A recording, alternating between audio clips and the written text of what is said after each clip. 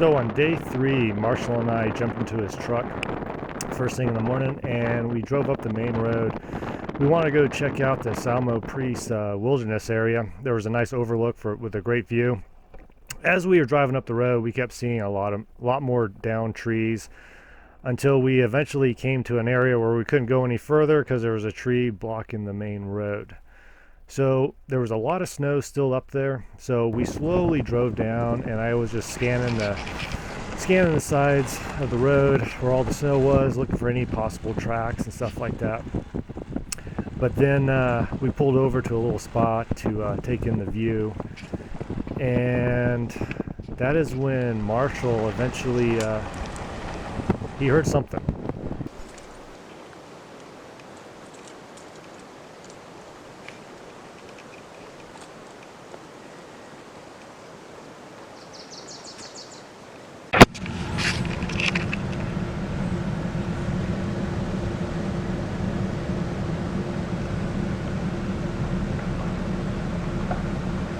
So we're driving this road pretty slow. Marshall said he just heard a knock. I think I heard a knock. He thinks he heard a knock. I mean, we're driving on gravel and it's making noise, but yeah, this was like a knock.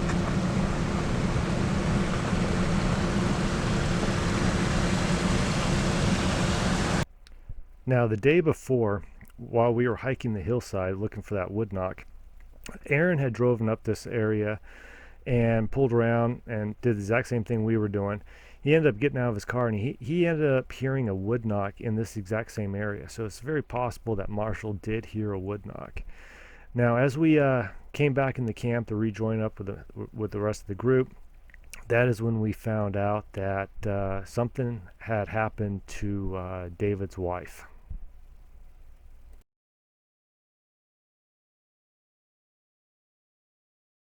Angle so Will can get it too. I'm good. So, Candy, right? Right. Tell us what happened last night. I think it was starting to get a little light out, and I was awake, and I was laying there, and he was snoring, and all of a sudden I just felt this little whoop and out, and I immediately turned more this way and just started saying, David, David, David, David, David, David, David, trying to get him awake. Got him awake, and I'm like, something just basically stuck, whatever, I don't know what it was, on my thigh, pushed in and pushed back, came back out, and something's out there. I don't know what it is, but something's out there. I didn't know if maybe it was Curtis or somebody. Just, hey, are you guys in there? I don't know. But that was very strange, and he popped out maybe 60 seconds, about 60 seconds probably after, because it took me a couple of Davids to actually get him awake enough to get out and start looking around, but he didn't see anything. And so I laid there, and it was getting lighter and lighter, and I laid there for probably about another hour and then went back to sleep. But yeah, I kind of want a wall up against me now. Now, him on the other side. did you hear anything before or after? You know, during the night there was a couple times where I thought I would hear just like light walking, not heavy, just light. And you know, you sit there and wonder, is that what I'm really hearing or not? Because it was not loud, really loud, like a lot of the tree break walking that we hear on your videos and stuff. But no, it was kind of light, just light walking. But I never knew if really something was out there or not. Yeah, that's kind of what happened. So I'm still kind of trying to figure out what would just kind of creep up there and just kind of like that to my leg, my thigh area. So yeah, well, so on the way down into town, I kept trying to talk him into, maybe we should just invest in one of the little small trailers that we could pull up here. The fifth wheel's too big. A little tiny trailer where even though you hear stories that Yeah. I'm not afraid of that. Right. If they do that, I don't care.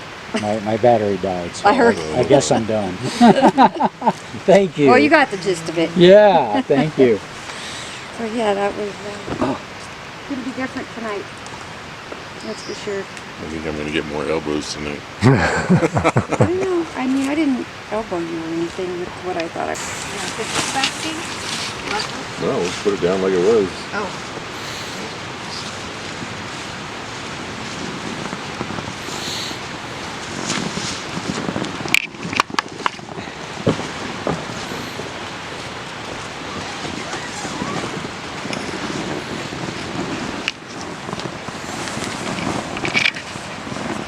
Right here.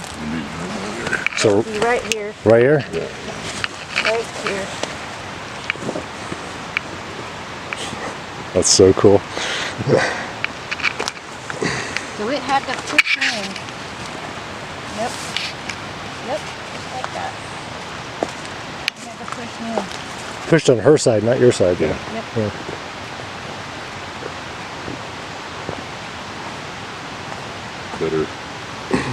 Better bait. On the first side. They were down. She'd have freaked out looking through the screen or something. Yeah. I didn't know what to do. I knew to get him, but I was thinking, do I So was your zip and look out or? was your tote there as well? Yeah. Yes. Yeah, I did unzip and I kind of tried to see if I could see anything Now this behind the soft footsteps you heard. Do you know which way? up in here. Up in here. Everything is always this way for me so far. I haven't heard anything over there, nothing, but laying here, it just seemed like they were kind of just right up in this area. And just light. So later that day, Jonathan and Sarah Brown from Salish Sasquatch showed up, and we grouped up around the fire. This is the bed right here. It's too green, I think,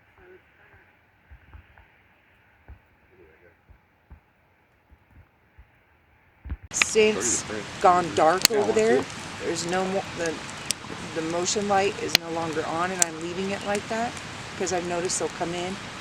Our back light in our backyard, also a motion light, went out, oh gosh, a year and a half ago now, and I noticed quickly, they learned quick that light was out, and I was like, they're coming right in the backyard now, John. I'm not replacing that light.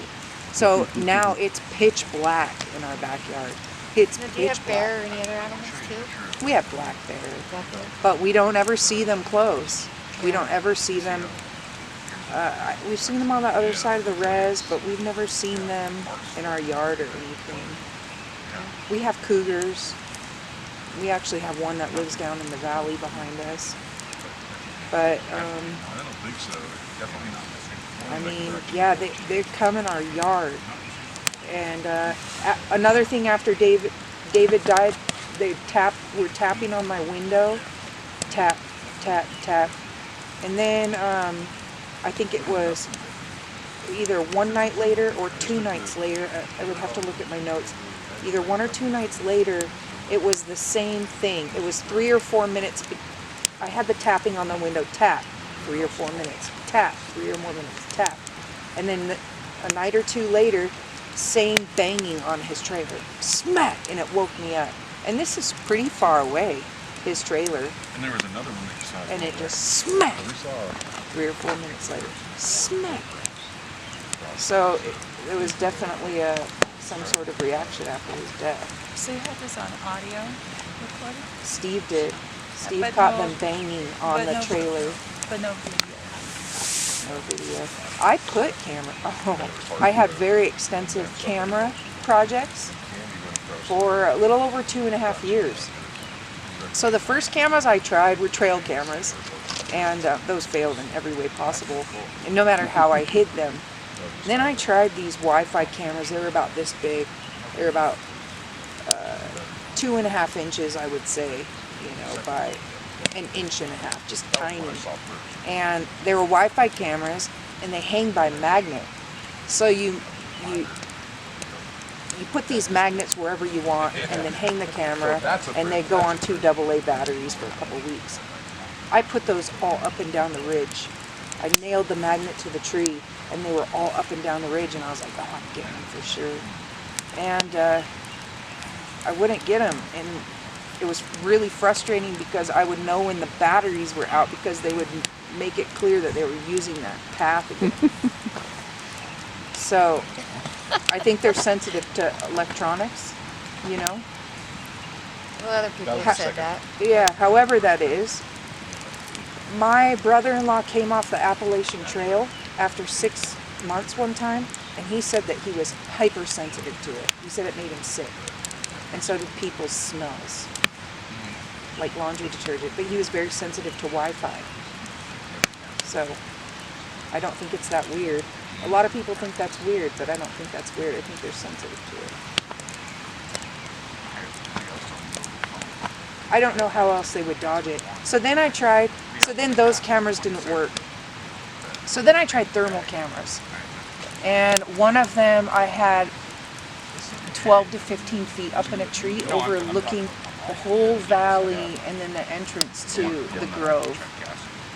And I had that there for months and nothing. And so then I was like, okay, I'm gonna move that. And I saw that there was really hot weather coming. So I knew that they would be on the other side of the river where the springs were, And I was like, okay, I'm gonna do it while it's hot weather, so I know they're gone, and I can put these cameras up and they won't see me do it, because I thought maybe they were watching me do it. So I waited for this hot day, put this thermal camera up. I hit it so well. It was so covered in moss that I had troubles finding it when I would walk up to it. I would have to, really look. And nothing. Nothing. No matter what camera I tried, Good right now. it wouldn't capture them. Stuff. So, and then I started realizing that all credible footage is when somebody's holding the camera. It's always when somebody's holding the camera. So possibly you put off a bigger electromagnetic field than the device you're holding. So maybe that has something to do with it, as opposed to putting this electronic device in their territory. You get what I mean?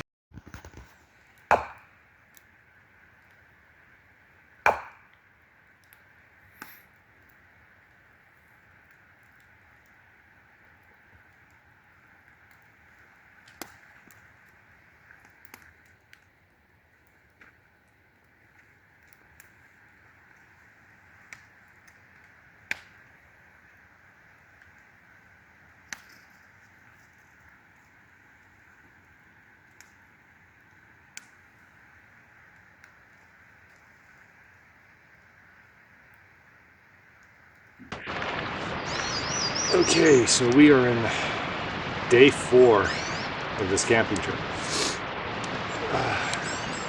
Jonathan and Sarah Brown showed up around 7:30-ish last night. Got to know each other, shared some stories, had some possible activity last night before we went to bed. Hearing some possible knocks and stuff like that.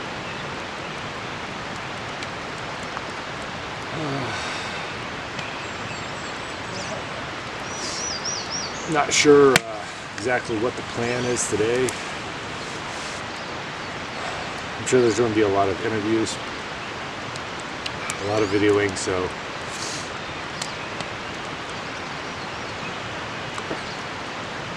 I'll just play it by ear. Go with the flow. But last night was the first night I actually heard something moving up on the backside of my campsite. Seems like all the activity has been on the far end down there by the creek.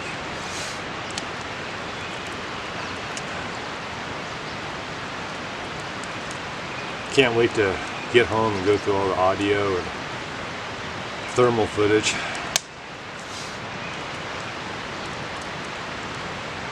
But yeah, right now I'm gonna warm up a little more by the fire and cook some breakfast and get the day going.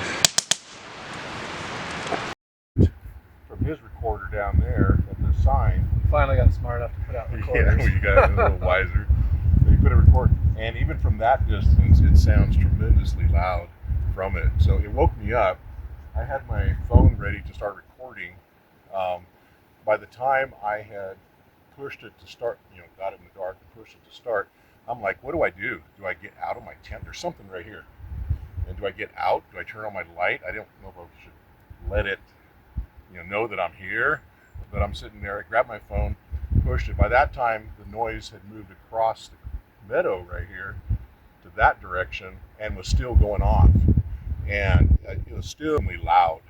And it kept doing that until we heard a response from that direction and from here. And Curtis can say what he felt. He's a little further away.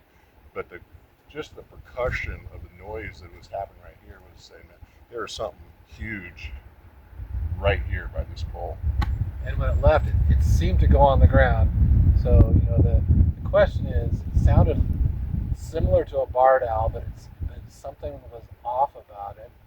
And we had been discussing during the week, was this all due to owls? Was it something mimicking owls? Or perhaps maybe owls were making the majority of the sounds, and then something would kick in and do like the whoops I heard up there or this here.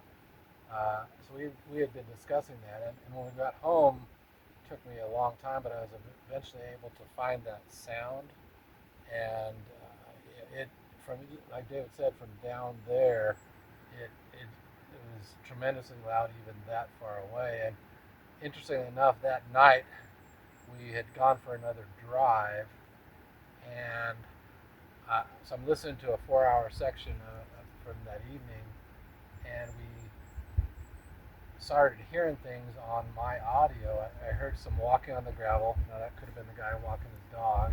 Heard some sticks break. Heard 4 or 5 whistles.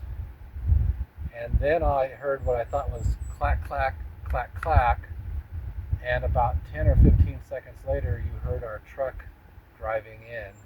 So obviously it wasn't anything we heard while we were in the truck. I didn't hear it until we were able to listen to the audio. But it sounded like something, and I didn't know it when I was listening to it because I didn't know we were driving in 15 seconds later, but it sounded like something clacked as it either saw our lights or heard our vehicle coming. So that was kind of interesting. So through the week, we had started with those hoots with the air thing, and we started trying to ask her, are these mimics or are these not? Are these, these Sasquatches that are mimicking these things? The volume of this, I had no clue how the owl could make that big a volume. And so we started saying, I think they're mimicking. And so the last day before we left, we were in our hammocks right over here, and all of a sudden we hear a hoot go off just 30 yards up this hill behind the camp right here. And so we jumped out and grabbed our gear. I said, let's go. We're following this thing. Grabbed camera, grabbed our gear, headed up the thing. There was some imprints on the side of the hill that we found there that were old, but we headed up that direction with my camera. And as we're going up the hill, there's a weather station type collection thing up at the top of this hill here. And we were to the right of it, and all of a sudden we hear 3 distinct whoops. These are not hoots. They were like whoop, whoop, whoop off to where towards the X direction and across the road. And I turned to Curtis and I said, look we are not getting distracted. Something was this way, we're going that way. But we had heard those 3 distinct things, and we get going. And I thought I had a full battery, but 10 minutes into it, my battery died for some reason. And we stopped at that point. As we're coming around a corner, will, they, actually, I noticed as we're coming back, the camera's dead, I noticed a wet area and I just stuck it in my mind that it was there. And the next day before we were leaving, I told Curtis, I can't leave without going and exploring this wet area up here. So we went back up there and looked around, and we could go talk about that if that's what.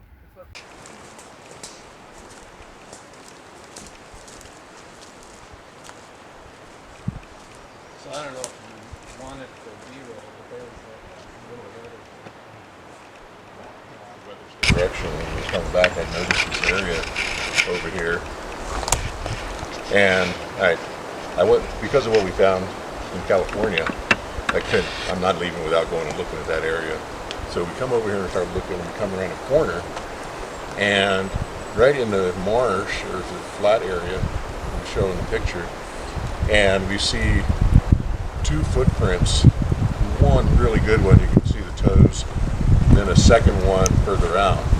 We measured it to be 16.5 inches long, and then the next stride that was 48, 52 inches between the strides. We went back, we marked things on a stick, and went back and measured it with our measuring thing. But we turn around and look, and behind it, we start seeing in the water would be like covered with pine needles that had fallen on it. So the whole thing is covered. But you could see the same step length, these depressions in the water that were the similar size, but there was no pine needles. So you see boom, and then another one, and another one. And we followed it past the mark, and we found in the same direction of travel another print on an upslope that was same distance, same length, 16.5 inches, and we could see the toes on that one, but it was on an angle about like that much. So the one that we saw in the flatter area of the marsh seemed too wet to cast, but we took some pretty good pictures of that. So that was kind of a great way to end our trip, finding those multiple footprints on that. And Jeff Meldrum in his book talks about the size of a foot and how big things might be. And I don't know anything about other primate anatomy, but as an orthopedic surgeon, I know a little bit about human anatomy. And 16.5-inch bare foot is essentially Shaquille O'Neal's foot. That's exactly his length. So Shaquille O'Neal's what, 7'2". And then in orthopedics, we also have gait analysis studies. See people walk, and there's actually a formula to figure out step length and match that to size. And in a human, for instance, Shaquille O'Neal, his step length is about 36 inches. Mine's probably 34, give or take. To have a 48-inch step length, if you use that formula and kind of work your way backwards, in a human that equates to 9 feet 6 inches. Now I'm not saying this thing was 9 feet 6 inches, but to have a person out here, because there were toes, person out here with a 16.5-inch footprint, walking barefoot across, you see the terrain with the deadfall at night in the dark, hooting, kind of coming up here, it would almost be impossible for a human to have a 16.5-inch footprint and a 48-inch step length. I mean, essentially, it doesn't exist in humans. Some people might say, well, a runner could have that much of stride length, but if you're running through mud, you're going to see slippage of some sort with this, and these were not. They're perfectly just implant and then next step, with that. So there's none of this sliding thing that goes on for a human to be able to get that big a stride length. Awesome. I love that you talked about that. It being impossible, because it's so common to have that big of a stride length. Right. And I've never seen running.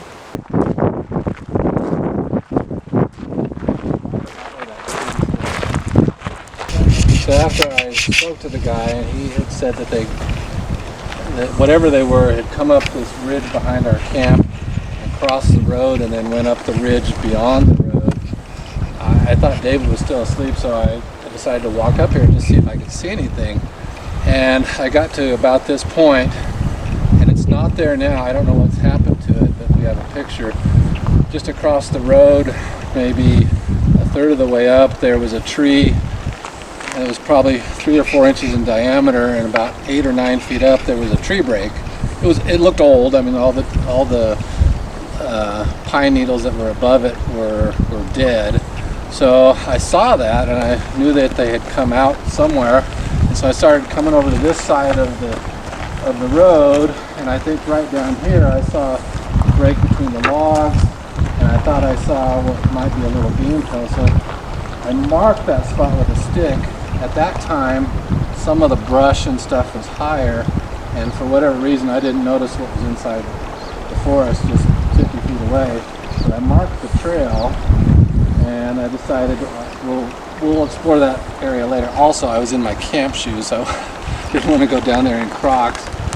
So I walked back to the camp, and right when I got just into the first part of the meadow, just off to the right, there's a little other patch that then was meadow. Now it's not, it's all chewed up. And David was there looking, and he had found some brush kind of trampled down right in that area. So I got up, he was out walking. He likes to do that in the morning, and I just started searching that area. I knew where the sound had come through. So I was searching that meadow area. You couldn't find any real footprints or anything like that, but there was definitely some trampled down grass going through that. And then so when Curtis came through, I said, hey, let's follow this trackway. We come up into the woods, and a definite game trail coming up through there. We followed it up the hill. You could see torn up stuff, no definite footprints or anything like that. But we ended up following it, and all of a sudden we walked up, and there's this perfect X in there. And we go, wow, look at this.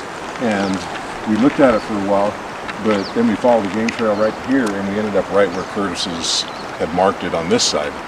And after we came out, we looked across, and it's sort of that way now. If you look, this is the only patch that, up from the trailhead down there, up maybe another 1/8 of a mile, where there's sort of a grassy area. And even now you can see up at the top, it looks a little trampled down, like maybe deer had gone up there. But we then looked up there, and same kind of thing, that all the grass that was up there looked all chewed up too. So our hypothesis was that whatever came through that guy's camp, came up this ridge by the X, came out what we thought was a game trail, and then were gone up this mountain. That was the best that we could tell based on the way that David heard the sounds and the other gentleman heard the sounds. So we go back and we start to look at the X, and we're always trying to say, hey, can this happen naturally? And should we go down?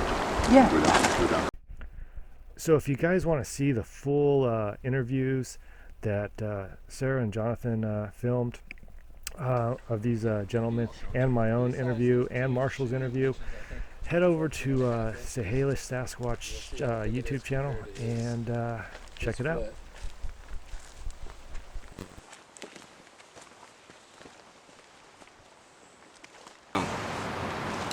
So we live on an Indian reservation in southwest Washington, and I've always been a believer in Bigfoot, but we never really understood that we had stuff happening around our place until 2012. I was coming outside to get something out of the car in November of 2012, and as soon as I come outside, there's this very pungent smell. It smells like a skunk, but like mixed with something else, like maybe a homeless person. Just really foul. And I'm just listening, and then on one side of the property there's this whistle. It's not a bird whistle. And then from the opposing side there's another whistle just like that as a response, just moments after that. And it was after that that my brother Ben and I, we started like spending some time outside and seeing what we could hear. So, because we were hearing things, we wanted somebody to help us record and review what we were hearing. So one of our best recordings is one that I captured with my cell phone. And it was an old Samsung Galaxy phone. And this was 2014. 2013. Him, his brother, and I are all outside. It's probably a half hour to an hour before dark. And we're hearing something roar from an eighth of a mile to a quarter mile away. And it's shaking everything. Like, you can feel it in your chest because it's so incredibly powerful and loud. So I get my phone out and I get it recording, and then I was able to capture this audio clip. Now the audio clip, what we've gathered from it is that it is most likely a Sasquatch that came across this Sasquatch's territory or resource, whatever it is, because of the yelling. There's definite yelling at the end of it, almost like a language of sorts, and I just don't know why it would yell at another creature in this language. You know, do you know what I mean? Yeah. Why would it do that? So we speculate that it was another Sasquatch coming into the wrong spot. And then after that, I wanted to start putting audio out every night and trying to capture what was going on when we were inside. So I contacted Derek Randalls and David Ellis in Washington State, and they came out and set up an audio recording, an audio setup so that we could be recording every night. David taught me everything he knows about recording and reviewing and all of that stuff. So at first we thought everything was a Sasquatch, but then over a year or two we learned that what the different wildlife sounds were and stuff, and we started building our Bigfoot audio library. And then on October 30th of 2013, my brother Ben and I were sitting by the gazebo, and what was happening that day was there was this rancher that was leasing out the field that was behind our property, and he was moving cows away because of flood season was approaching. And so these cows, half of them are separated, some of them are in a completely different pasture miles away, and they're just like, well, you can only imagine what sounds like cows crying and bellowing and making all kinds of sounds. Like, there was so much ruckus that Sarah didn't even bother putting out audio that night because there was so much noise going on. And it was just before midnight that me and Ben are sitting by the fire, and we hear this light tapping on a tree. And so Derek and David had just lent us this thermal camera that had recording capability, and it was at the time very high end. And Ben and myself, not knowing much about the camera, I mean, we knew how to turn it on and scan and everything like that. We were looking, and then I see what looks like I see where the cows are. They're definitely there, but there's this ridge line that drops down about, it's kind of a gentle berm. It goes down about 12 feet or so, and extending from there looks like this humanoid head, and just laying on the ground. I tell Ben what it is that I'm seeing, and I'm trying to get it to record. By the time I think I'm getting it recording, I'm taking snapshots, but it's changed position at this point, so the berm, it's right behind the berm, and we're looking at it from the chest up. And I realize I'm not recording. I'm talking to Ben. I'm like, I don't think it's recording. I hand it over to him. He does get it recording, and goes for 2 minutes and 20 seconds or so, and then the camera unexpectedly shut off. We don't know if it was because the batteries in the camera. We don't know if the camera had like an auto shutdown feature, which David Ellis had suggested before. I don't know what the reason was, but it stopped at 2 minutes and 20 seconds. It seemed to be pretty stationary at first, but there's this guy, his name was Bigfoot Tony. He did a breakdown on it, and he was talking about like So a lot of people think that the Sasquatch doesn't move, but if you look here, I'm speeding it up and working with what I can. And he stabilizes it and shows that it's, you know, moving considerably, even though swaying back and forth. Even though when you're looking at it, it looks like it's stationary, but there's definitely movement because the camera's moving so much. And then I think it was a few days later that you had gone over there and cast the track from where it was standing. From where it was standing, yep. There was multiple tracks at the time, and Sarah took a video of that. But I believe at the time, like, I mean, we weren't Bigfoot researchers. We were just like really interested in the subject, and Sarah had just cast the best looking track out of all of them, but she did video the rest of them. The rest were on too much of an incline, so I wasn't able to cast those. But they just weren't deep enough. But I believe that was it 16.5 inches? Well, there's kind of a flex to it, and we'll show you the photo of that. But it kind of flexes, and so if the foot was going straight out, I don't know what it would be, but when it was flexed, it was like 14.5 inches or so. But I was going outside. I was going to go sit by the gazebo after all of this was happening. And as soon as I step outside, I hear what sounds like little girls singing. It's like, na, na, na, na, na.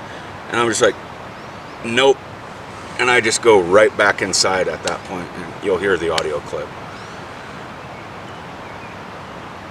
On another occasion, my brother Ben and I, we were outside, and over by the road, we hear what sounds like, nah, nah, nah, like that, but like louder, just like these deaf tones.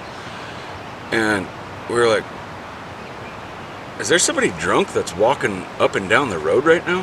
And so we ran over towards the road to verify that, you know, we're not hearing some hobo that's, you know, walking up and down the road. But we shined our lights, there's nobody walking up and down the road. His brother said that he got the impression, he couldn't explain why, but he said it sounded like a mother scolding her child and telling him to look both ways or something, or to not cross the road. That's what he felt about it. That like, it was some type of reprimand. Reprimand, you know. When you say deaf tone, you're meaning like someone who's deaf and... Yeah, like somebody who's deaf and like trying to talk. Right. They're not speaking like we would. We have recordings of that voice. So obviously you have activity on your property. Yeah. And it's not like every night or anything like that, but it happens very often. So this sparked your interest in diving more into it. Yeah, and there was no going back after that. But it seems like when they come through, it seems like there's about a 3 to 5 minute window, like when you're hearing stuff. It's rare that it's like constant and, you know, longer, but those instances have occurred. But usually, like when they're coming through, it can go vice versa. Like we can hear them like by our property, and they'll be there for just a few minutes or so, and then minutes later, the dogs down the road start just going off like crazy. And then the dogs over here, like almost like it's a... Yeah, like I think they know like which house they can get dog feed from, which house they can get chicken feed from, you know, and they just kind of move about and because it doesn't seem like they never take everything. They just take a little bit to where you're not quite sure, you don't quite notice, you know. So I think that's what they do when we hear the dogs, and we'll even hear them across the river. We'll hear them get agitated, and it's a certain bark that they do. And you've brought in other researchers to confirm a lot of this stuff as well. Yeah, yeah, because like we had some, you know, pretty bold claims as far as like the stuff that was happening, and if we were to just be like, no, we're not going to let anybody come in and verify that's more like we're just kind of having fun in our own little world. Right. But we thought it was necessary to have, you know, some people come out and verify it. I mean, we weren't having every Tom, Dick, and Harry come out, but, people that, we thought were credible. So we started, we used to have a YouTube channel from like 2013 to 15, but there was just a time period where we were getting really burned out on Bigfoot, and just like, if there is any type of a community in Bigfoot, like we weren't feeling it at that time. And so we just kind of left the scene for, I don't know, 4 or 5 years. And then around 2020, we decided to start another channel, which is Salish Sasquatch. And we re-uploaded like audio that we had captured in the past. And then all of our evidence that we've had. And then we also decided to, take it to another level and, start interviewing other people who have had Bigfoot encounters and let them share their experiences. Do you remember that time that we, long time ago, probably 2012, when we heard the ambulance? Oh, that was weird. Our window was down. This was summer. And there was no cars going by or anything. And we hear this perfect ambulance walk through the field by our... Sounds exactly like an ambulance siren. It was so good. There's no vehicles that are going by at that point. And our reaction, like, do you hear that? Stopped it. It quit doing that. But it was a fantastic impression of an ambulance. Yeah, and also, like, over the years, there was about a 3-month period where we have 3 daughters, and 2 of them in their bedrooms, they had recently put up these lights that were on top of by their ceiling around the perimeter of their room. And when you're outside and you're looking at the house, it's like these neon windows, this neon light that you can see through the windows. And it was during that time period that they were both hearing knocking, like, on their windows. And this must have went on for a few months or so. It wasn't constant or anything like that, but it was happening often Just enough a few times that we were aware of. For each of them.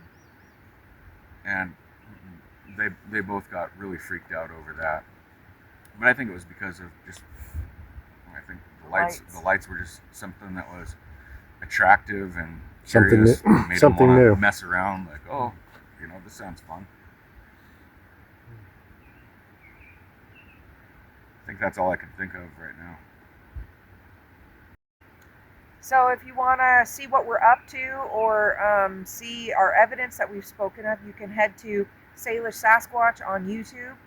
And we also will be starting our Facebook page this month, and you can also find that, Salish Sasquatch.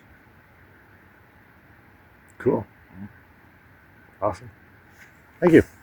Yeah. Thank you.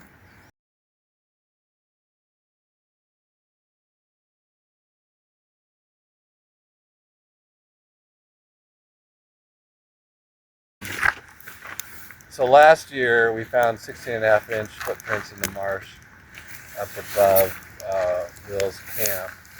And when I got home, I kind of had to figure out what that meant, and also the step length on those 4 or 5 footprints that we found.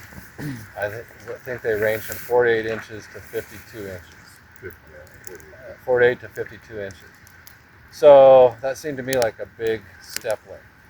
And I started trying to figure out, well, what does all that mean? And I figured I could go to the internet and look stuff up, and I just decided to pick somebody tall who everybody would know, and I wanted to see how big their foot was. And so I Googled, how big is Shaquille O'Neal's foot? And it said it was 16.5 inches, and he wore a size 22 shoe. So then I also started looking up, okay, well, that's one guy whose foot length is 16.5 inches. Well, they actually have data that shows, well, if you're a size 13, here's your typical height range. And almost everybody who is known to have a 16.5 inch footprint is 7 feet tall or greater. So then I decided to find out what's the likelihood that a person is 7 feet tall. And it basically comes down to 1 in 260,000 people. And then I had to look up what's the population of Washington, and it was a little over 8 million as of last year, and 80% of that population lives on the western half of Washington, and only 20% lives on the eastern half. So if you take 20% of 8 million, it's 1.6 million. And then you figure 1 in 250,000, that's 4 or 5, maybe 6 people, I guess.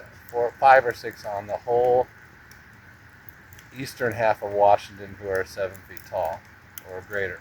So what is the likelihood that one of those 6 people on the whole eastern half of Washington was here walking in that marshy area? Well, it gets even better. I started looking at step length, and in orthopedics there are ways to figure out the average step length per height. And for instance, someone who is Shaquille O'Neal's height has about a 36-inch walking step. My step length was, at my height of 6'2", was like 33 or 34 inches on average. I haven't measured mine, but just that's what the statistics say.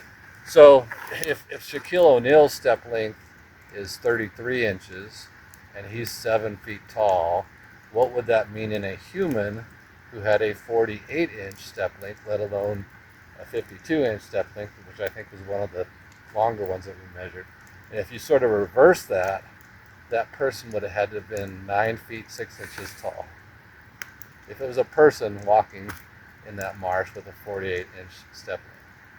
And then I went and looked, okay, who's the tallest person in the world? How tall is the tallest person in the world? And I think, if I remember correctly, I haven't looked at it in a year, I think the tallest person in the world is 8 feet 6 inches right now. There's not even anybody who's 9 feet tall. And then I decided, well, what's the tallest that we know of in written history? And not going back to biblical times when they had giants. The tallest person known in written history was 8 feet 10 inches tall, and he died in the 1940s. So in modern history, there's never been a person over 9 feet tall.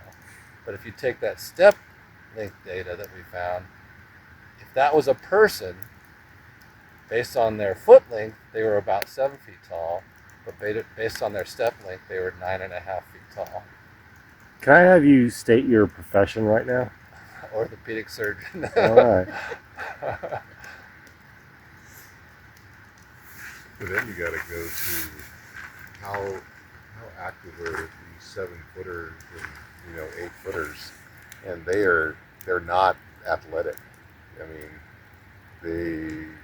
they don't last very long, in sports, and to be able to be a sprinter, you don't see 7-foot sprinters and do that. And from what we heard here, moving across here in that time frame, it's like world-class sprinting, and human beings that I tried to look up the statistics on world-class sprinter, because David had said that this took maybe 20 or 30 seconds, and whatever traveled from the creek to up that ridge, and we estimated it was 150 to 200 yards. I don't know the exact length, but that is essentially sprinter speed.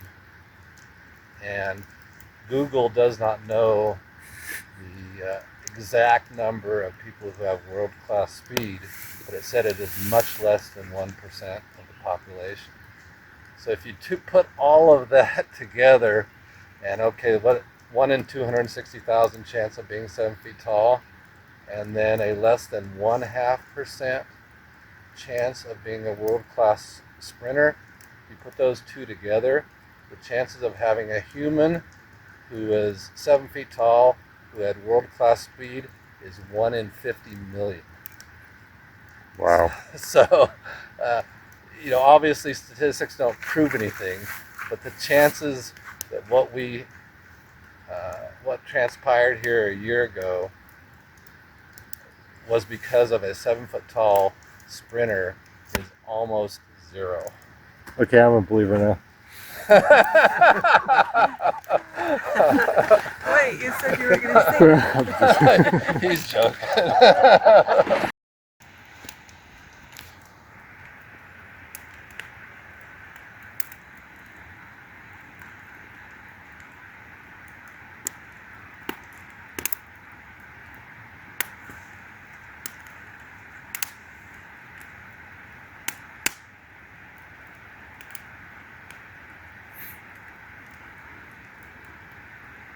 May have just heard a possible whistle across the creek.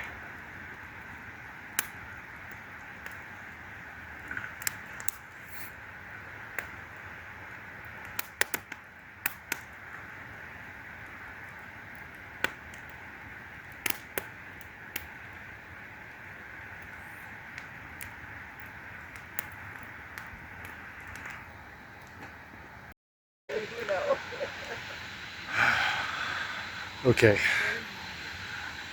so at 11:43, we're just standing around the campfire, and right in that direction, we heard what sounded like a break or a crack sound. So I went and checked it out. Didn't see anything. Then I did a knock at 11:49.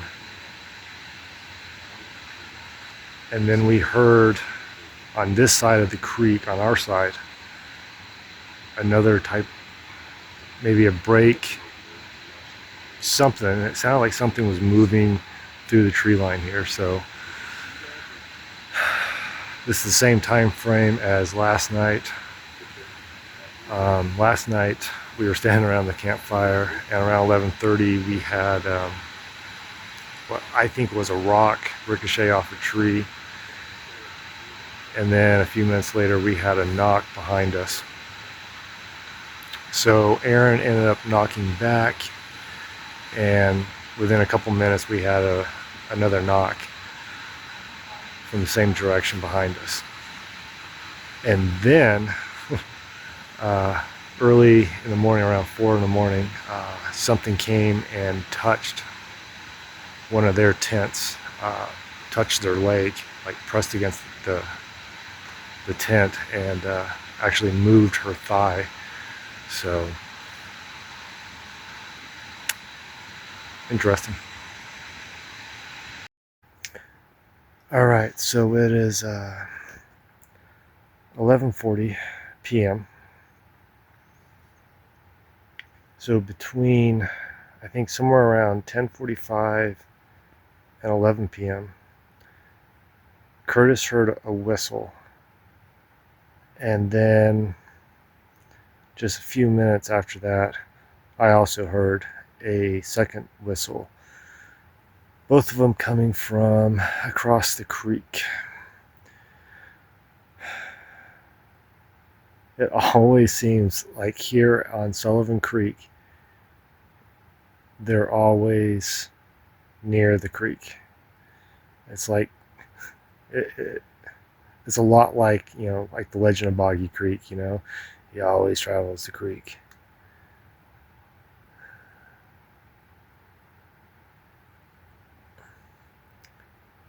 But it seems pretty quiet now, so this is our last night here. We're exhausted. It's been 4 full days of camping, a lot of hiking. All of us have to pack up and leave tomorrow morning. So we're basically turning in now. If anything happens tonight, we all have audio recorders running. Now, my tent is positioned at the very end of the meadow. So the rest of the guys are on the very other end of the meadow. So we have audio on both sides. I'm also running a thermal camera from my camp watching their camp, because their camp seems to be getting the majority of the activity, from rocks thrown at them, tents being touched. It just seems like the activity is directed towards them. And I find that interesting because there are 2 women. Their wives are over there. So I find that as a possibility of why they're getting so much activity over there. But now I'm beat and I'm going to go to bed. So I'll see you in the morning.